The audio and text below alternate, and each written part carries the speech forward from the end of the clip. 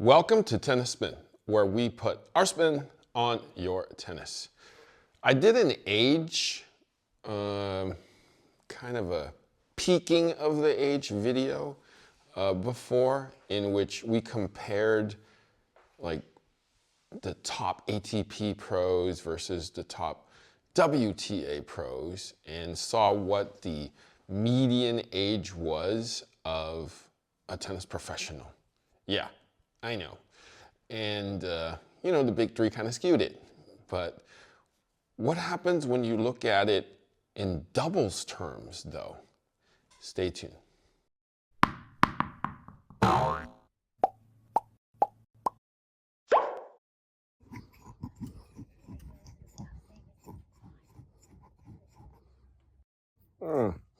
Is this on? Harry, what are we doing here? Oh, hey, bud. How are you? Good, how are you? Good. So I'm just setting up my SwingVision over here so that during our hitting session, we can, you know, see how bad I'm doing today. Okay, great. Yeah. But you won't be doing bad, Harry. No. You'll be moving your feet, watching the ball. This is why I love you, buddy.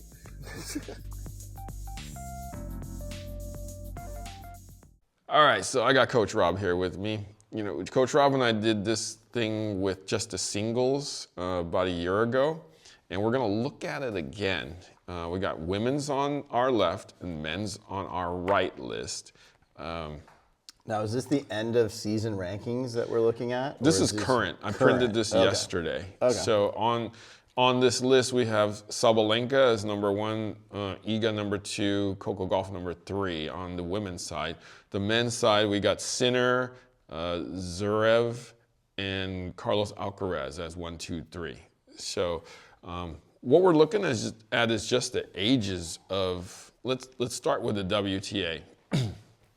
Sabalenka's 26, Swiatek is 23, Gauff is 20. On this list, Gauff is the youngest here at 20. The oldest is Jessica Pegula at 30. And then we got Katsakina, Navarro, Rybakina at 25, Qian Zhang at 22, and Jasmine Piolini at 29. So the older people are Pegula and Piolini on the women's side. So essentially under 30 on the women's side, if you're gonna be a high-level singles women's player. On the men's side, you know, without Roger and Rafa now, it's gonna skew a little younger from what I can see. We got Sinner, Zverev, Alcaraz, Fritz. You do have a guy who's 37. Yes, the one that Joker. skews the whole damn thing. Yes, Djokovic is 37, yes. Although he is on this list number 7 now in the world. And then we have Grigor Dimitrov at number 10 at age 33 now. So obviously, under 30 is a great age. 25 is probably your peak age, like what we kind of proved in the other video. But what we're gonna do now is look at doubles. Look at doubles. We're gonna flip the pages on these now. And we're gonna have a lot of people that we don't know unless you follow doubles. Okay, now on the women's side, the number 1 person is Katerina Sinakova at age 28. And then Aaron Rotifi, and then Gabriela Dabrowski at age 32. So you can immediately tell on the women's side that it skews about, because you got a young of 28 and an old of 39 who is Shui from China at 39 years old there. And then Sarah Arani still around at 37. So the age jumps up about, I would say 7 years, it looks like, Coach. So on the women's side, you could still be on your peak playing tennis on the doubles side, even into your mid-30s. Now on the men's side, it looks like almost, it's a little more. It looks like a 10-year swing here. with a young of Jordan Thompson at 30, and then an old of, we got Horatio Zabelis at 39, and Simone Bolini at 39. So, and even, so the reason why I wanted to do this video is because a lot of the college players that graduate that I see that are now in their late 20s, with a career, like they're hesitating to play singles now. Like I was like, hey, we got a USTA 5-0 or 5-5 match. I was like, are you playing singles? They're all like giving me that look like, yeah, I don't really want to grind. At 28 years old, they don't want to grind. Why is that, Coach?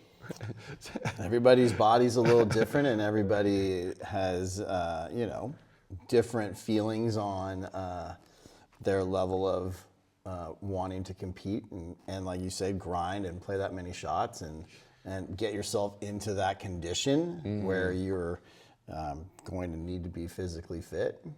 Yeah. The other guy who's not on here, who I was thinking of, whose name eludes me, but he was from Cal. He's older. He's played in a whole bunch of doubles finals. He's played Davis Cup for the U.S. Andre Goranson?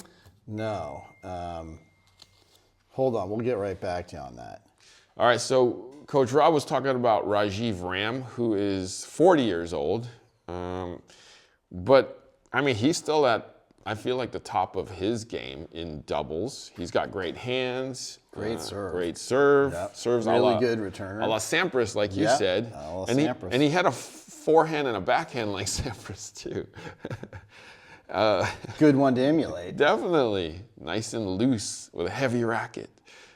But what I wanted to just show is that, you can ease in the doubles just like you can ease in the doubles in like a high level from college to, USTA, and then eventually continue to play, tennis throughout and finish playing doubles. And that's why, doubles is still, let's say, relevant in tennis. Well, I think it's relevant because of the Bryant brothers. Because I think the tournament directors would have liked to have said adios to doubles. Yeah. They put it on late. They put it on outside courts. It doesn't have the publicity. It doesn't have the marquee names playing. But the Bryant brothers kept winning and they were their own. We're saving doubles by going out there and playing, and hats off to them. I wish they had a better send-off. I think they kind of retired during COVID. Yeah. I would have loved to have seen them end at like the U.S. Open with just the place going crazy for them. No, that's that true. would have been pretty cool for them.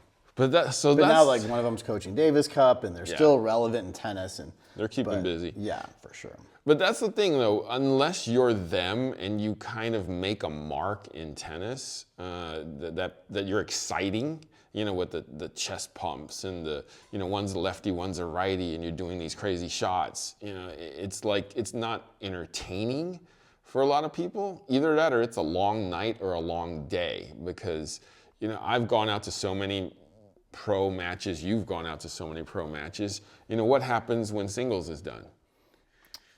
People leave. When the marquee names leave, the people go with them. Right. I mean, even when one of them is like a Venus Williams or like an Ostapenko that we have here, or Rajiv Ram, or somebody like that who's kind of well known playing doubles. Even when Serena was playing doubles, people would kind of stay. But as soon as doubles comes on, if nobody versus nobody, and I don't mean that as whatever, I'm just saying.